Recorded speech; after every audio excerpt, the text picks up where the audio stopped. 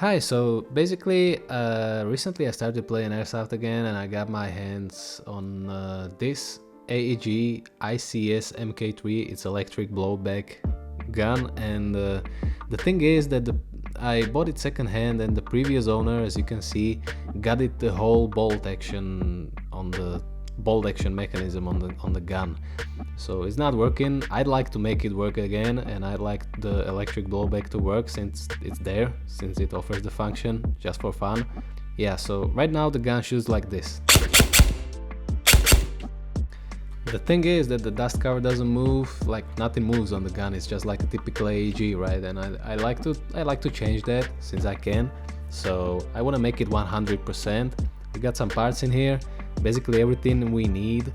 And just to get you guys in the frame, I decided to make some videos because I kinda know my way around these guns and GBBRs, and I noticed that there's usually lack of like content on YouTube regarding this kind of stuff, mechanical stuff, regarding guns and stuff.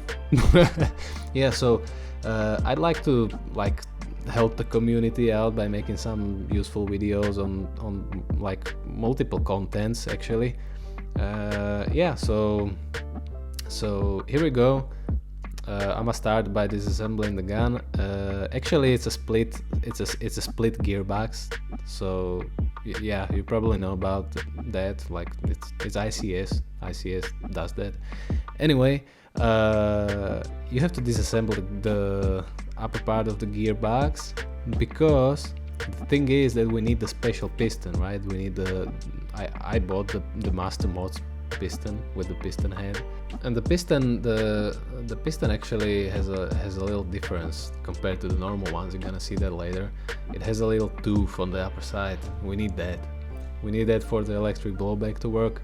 The thing is that the only piston you can buy with steel teeth and with the upper thing is from Master Mods. Yeah, ICS only made like half plastic pistons for this, and that's not really suitable for my gun because I got M130 spring running it, and I'd like the piston to actually withstand something. So yeah, here we go with disassembling the upper part. I'ma take out the piston in a while. And actually, when I took it out, I noticed that the rubber part from the cylinder head is, yeah, stuck to the piston, which isn't good.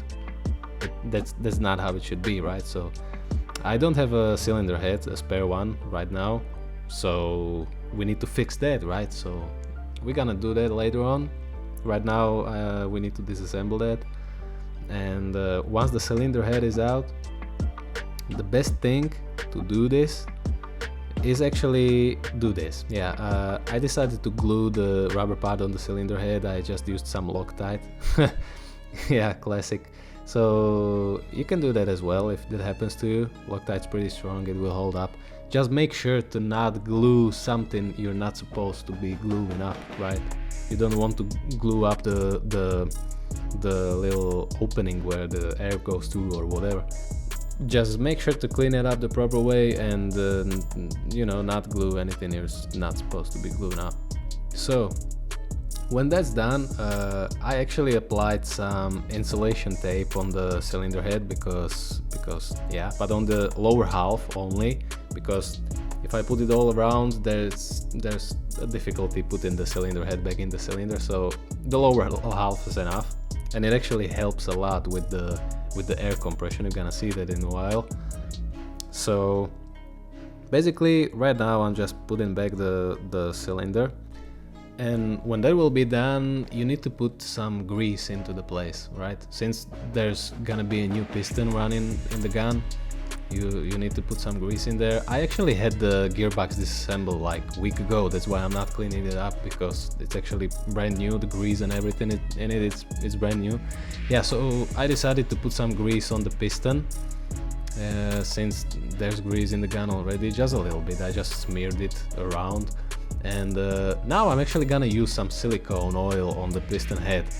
Why I'm not using grease on the cylinder and the piston head is actually simple. You want traction inside, right? You don't want the friction to be too high, but at the same time you want the rubber bearings to, like, the rubber seals, bearings, it's not a bearing, it's a seal. You just don't want them to like tear up on you or anything, right? You want to keep them lubricated, and you're gonna keep them lubricated with silicone oil way better than with grease. Grease is stupid because it just builds up some smudge over time, and it doesn't work how it's supposed to. Yeah, just don't do that. Anyway, you can see that it compresses like crazy. There's literally no air going away, no air going anywhere, it's just all staying in. So that's really cool. That's what we wanted basically. Now I'm just gonna assemble back the EBB mechanism. And you want to be gradually like checking everything out, right? If everything's moving, if nothing's stuck, if everything's just fine the way it's supposed to be. So I was checking the mechanism if it's working, and you also want to be making sure that the nozzle is moving the way it's supposed to be, right? Because that's a pretty important part. Yeah, so I usually check the nozzle when everything is back up, I guess right here. Yeah, this is where I'm trying the nozzle. It seems to be pretty smooth, right? Everything seems to be moving, everything seems to be okay. So that's done. Now we need to put on the cover, right? The bolt cover, or the fake bolt, or whatever it is. Like, it's supposed to be bolt, it's not. Yeah, whatever. You know what it is. So yeah, I'm just gonna screw that on. Quick tip for screwing things back up: you don't want to make a new thread in the thing you're screwing, right? You just want to screw into the old thread. So if it's not really working, you just want to move the screwdriver a little bit counterclockwise, and you're gonna be like, you can feel the screw just drop in the original thread, and then you just screw it in. Yeah, cool. You know that's surely gonna help you a lot. Anyway, now we moved along and got ourselves to the dust cover, right? Because that's another issue I showed you in the beginning, so we need to take care of that. And we got in the dust cover. Yeah, so here we go. I'm gonna just be trying to remove it real quick, and when that's done, yeah, give me a while. So basically, the thing is that the dust cover, when I put the new one in, it was kind of like sludgy, right? It didn't really move. It was like half asleep, I'd say. So I wanted to make it a bit more fast. So what I did is I twisted the little spring. I actually like made one turn with it so that it applied more force on the dust cover. But then I actually found out there's a problem with it. The dust cover seems to be opening by itself. It doesn't really hold because the spring is too strong now. I was just used to a strong spring from VFC HK, right? GBBR. The dust covers are a bit stronger than that. So yeah, I wanted to make it like that, and it probably isn't a really good idea. Maybe guns of a different brand than ICS might work out well with the extra strong dust cover spring modification, but yeah, I'll be disassembling this gun again in a while anyway, because you can see how goddamn dirty it is. So yeah, I gotta clean it up and I gotta do some minor modifications. And yeah, I'm probably gonna be disassembling the dust cover and returning the spring back to normal. I'll just rather make it sludgy and not opening by itself than make it strong and, like, you know, exploding on me mid-game. Yeah, anyway, so I kinda got stuck on the dust cover theme. There's a lot of stuff going on, just finishing assemblies, right? So here I am putting the upper part of the gearbox back in, and when that's done, it's basically up and ready, right?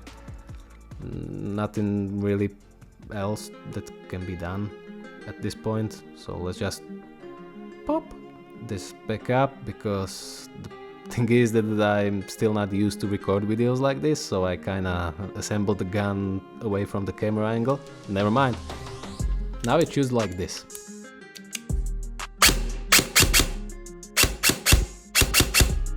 yeah, so everything's fine now. Hopefully it helped you a bit, and if you like the video, please make sure to drop a like and maybe subscribe so you can stay tuned for the future videos. Have a nice day.